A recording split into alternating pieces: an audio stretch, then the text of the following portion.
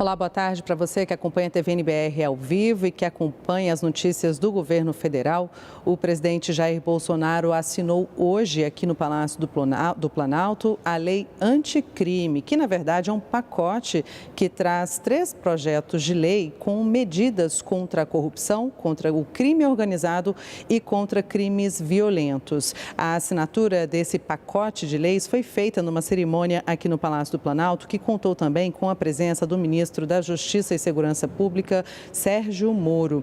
Bom, nessa cerimônia, o ministro disse que a lei anticrime, ela não pretende resolver todos os problemas por si só, mas que é importante para caminhar nessa direção certa do governo, nessa intenção do governo e da promessa do presidente Jair Bolsonaro, numa postura firme contra o crime. Vamos saber mais sobre esse pacote de lei anticrime, sobre essa cerimônia, na reportagem da Luana Karen. O pacote anticrime prevê mudanças em 14 leis, entre elas o Código Penal, a Lei de Execução Penal e o Código Eleitoral.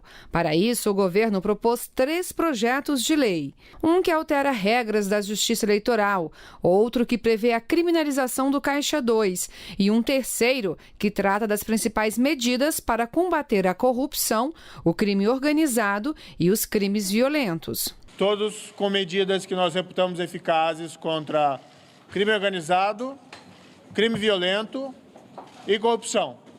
São problemas que nós entendemos relacionados. Não adianta enfrentar um sem nós enfrentarmos os demais. Estamos destravando a nossa legislação processual para nós termos um sistema de justiça criminal eficaz, que seja efetivo.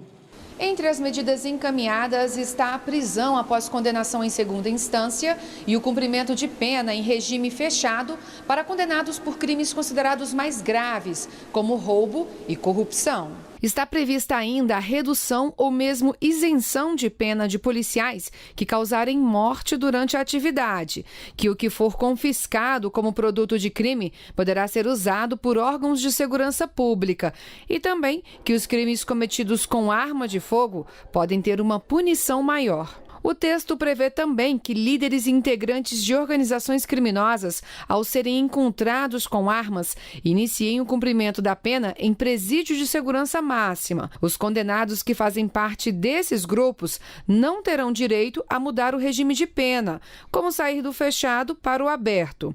A proposta amplia de 1 para 3 anos o prazo de permanência dos líderes de facções em presídios federais. No caso do Caixa 2, o ministro explicou que o governo está aberto a sugestões e que teve o entendimento de encaminhar o projeto de criminalização de forma separada. Existe o crime de corrupção, previsto no artigo 307 do Código Penal, e existe o Caixa 2, que hoje está previsto no 350 do Código Eleitoral, que é um crime que não está muito adequadamente tipificado.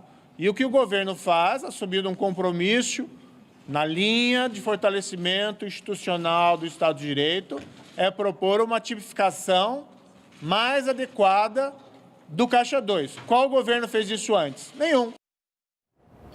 Ainda falando sobre a agenda do presidente Jair Bolsonaro, aqui no Palácio do Planalto, mais cedo, ele comandou a primeira reunião ministerial desde que recebeu alta do Hospital Albert Einstein, em São Paulo. Foi uma oportunidade para o presidente detalhar e explicar a proposta de reforma da presidência à sua equipe de ministros. Ele fez isso junto com a equipe econômica, lembrando que amanhã essa proposta de reforma será apresentada ao Congresso Nacional, enviada ao Congresso Nacional. Ainda hoje, o presidente Jair Bolsonaro tem reuniões com ministros de Minas e Energia, Bento Albuquerque, da Defesa, Fernando Azevedo, e da Economia, Paulo Guedes. E você acompanha outras informações aqui ao longo da nossa programação. Continue com a gente na NBR, a TV do Governo Federal.